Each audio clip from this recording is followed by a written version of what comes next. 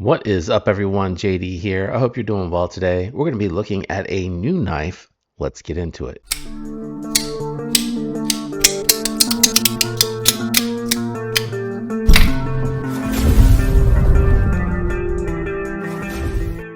All right, guys, today I got in one from a brand I hadn't heard of before this particular model arrived. We're looking at the DC Blade Cetos, and the OE on this is Miguron, and I knew it was Miguron before I even looked it up. I could just tell based off of a few things, the way that it feels with the lock bar, the micro milling on here, the sounds, the feel of the detent. There's so many tells here that let you know that this feels like a Miguron. So you're looking at a small M390 compound ground blade with a clip point, hollow grind in the middle, flat grind out on the tip. You got a fuller for deployment. You got some jimping on the top of the blade here for some extra grip, and you got a nice ramp up here also to help give you a little bit more extra grip when you're doing those detailed cuts.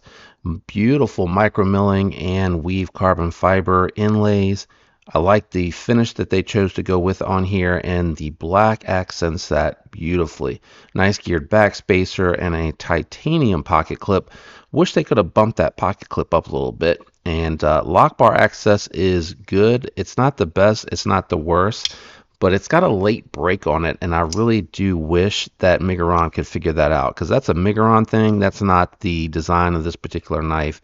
The detent ball hits here, and then there's a ramp, so what ends up happening is it kind of springs back when you go to shake it home. I'm a proponent of don't do a detent ramp unless you can do it right. I took it down to the garage to do a little bit of cutting with it. Ergonomically, it's comfortable. It's a 3.5 finger grip knife for me, so a little bit smaller. Good jimps here, allowing me to be able to grip nice. And it sliced pretty well. I wasn't sure. It looked like it was a little bit of a thicker stock, but boy, they got it down to a nice razor sharp hollow grind. And it worked plenty good with the detailed and trace cuts too, because that clip point is nice and low. It's actually even with the pivot, and it makes it easy to get into a good angle. Now, it is a compound grind out on the tip. That does play a little bit of a factor with it being a little bit thicker out on the tip, not quite as slicey, so you got to put a little more power into it, and that's where I was saying it is nice that it has this ramp so that you can push into that and push down to get those detailed cuts done. Also, I don't really think you need to choke up with this short of a knife. For me, with the larger hands, I'm able to use this entire spoon section here to get out to the edge to cut with it. Good action. Ceramic bearings in the pivot. Once you get past that detent ramp, it works very well. Good sounds too. Listen to these sounds on this.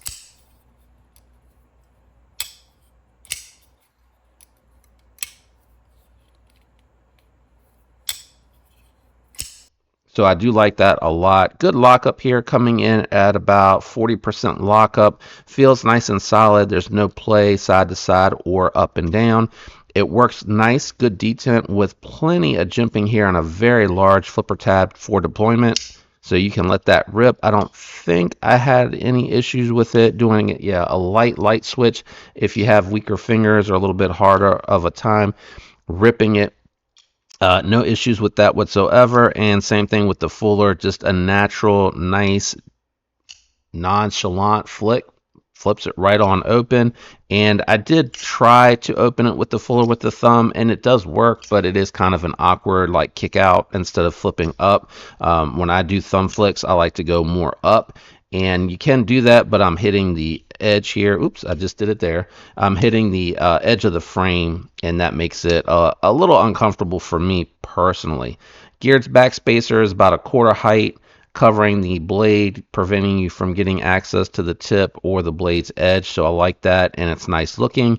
Not a bad weight either. Let's go ahead and do some size comparisons, and we'll weigh the knife. We're going to kick it off with a couple of budget knives for size comparisons. We have the Civivi Sentinel Strike 2. I love this knife. It's really impressive. And then another one that I really like that is a smaller knife, a little bit smaller than the Ceto, and that is the Nice Guy 154 cm. And you can get it with G10 or shred carbon fiber onlay on top of G10. I think they did a great job with this. Good size, like I said, 3.5 finger grip, not bad at all. Let's do a couple more. Okay, on the table I have the Manix 2 lightweight here with the applied weapon tech scales, and you can see that the Ceto is smaller than that, and then a more medium-sized EDC, the CJRB Echo here, and it is going to be just a little bit longer overall in length, giving you that extra handle space, but pretty comparable as far as the blade length goes from the pivot. Let's go ahead and grab the scale and we'll check the weight on this one. All right, got the scale out. Let's cut her on, and the Ceto is coming in at 4.8 ounces. A little bit heavier than I thought it was going to be, if I'm being totally honest, but I think that probably has to do with that really tall, large chunk of M390 that's on there, because the scales themselves are lightweight feeling and hollowed out, so it's not carrying a ton of weight in there. The entire scale, the show side scale, is scalloped in this entire section here and here.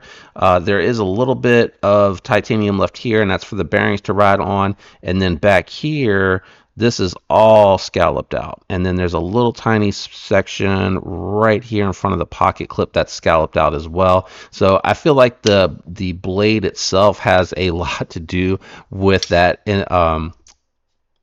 that weight. Okay, guys, we are going to wrap up. I give scores on this channel, score 1 to 10, 10 best, 1 worst. Budget knives cap at 7, and that would be 7 would be like the ultimate perfect budget knife.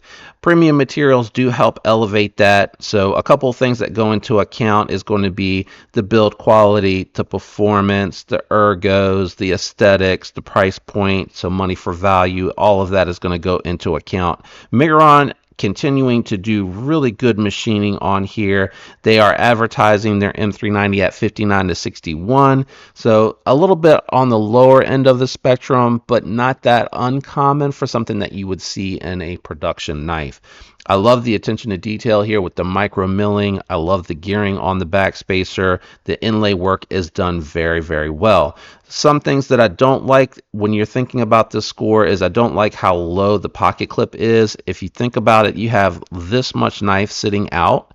That's a lot of knife. I would have loved for them to be able to get this pocket clip up and over, just come off of, slightly off of the lock bar itself, and use this particular hardware bolt here for the back half of that, and then use that for the front half, and just have it lined up evenly there. I think that's something that they could have at DC Blades pushed Migron to do. The other thing that I don't like is I don't like the lock bar access, and I don't love the way that the ramp is done. The ramp is good if you want to, disengage it, bring the knife over the ramp, and then shake it home.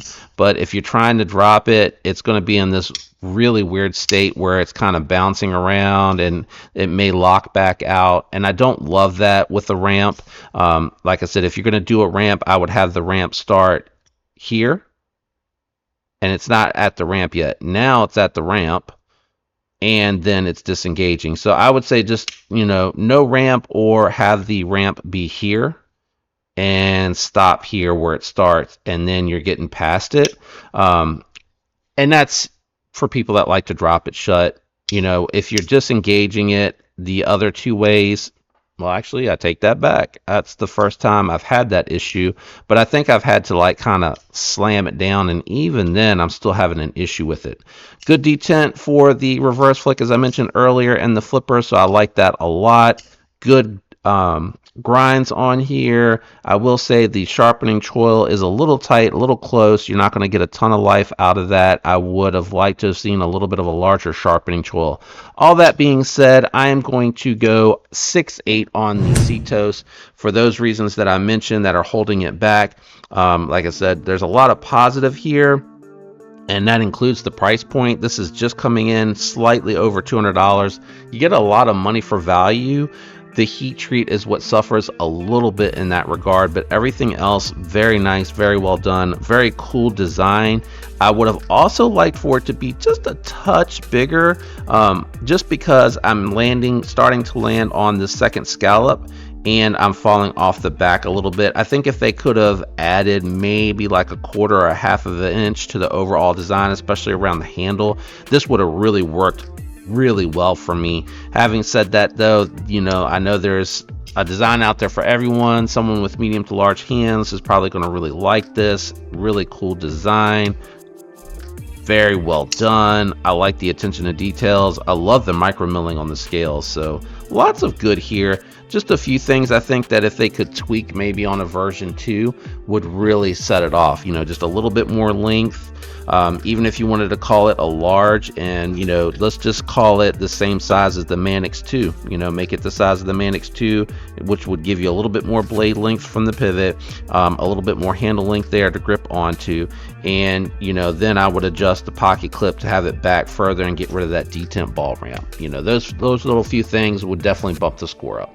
Let me know what you think about the Ceto down in the comments below. I will link this one for you. My other links are down there that help the channel when you use those. That is up to you, and it is appreciated when you guys use them because you have really been amazing about using them, so thanks. A special shout out to the channel members. You guys are awesome. Thank you for that continued support through membership. I'm out of here. I hope you have a fantastic week. I'll catch you all next time. Peace.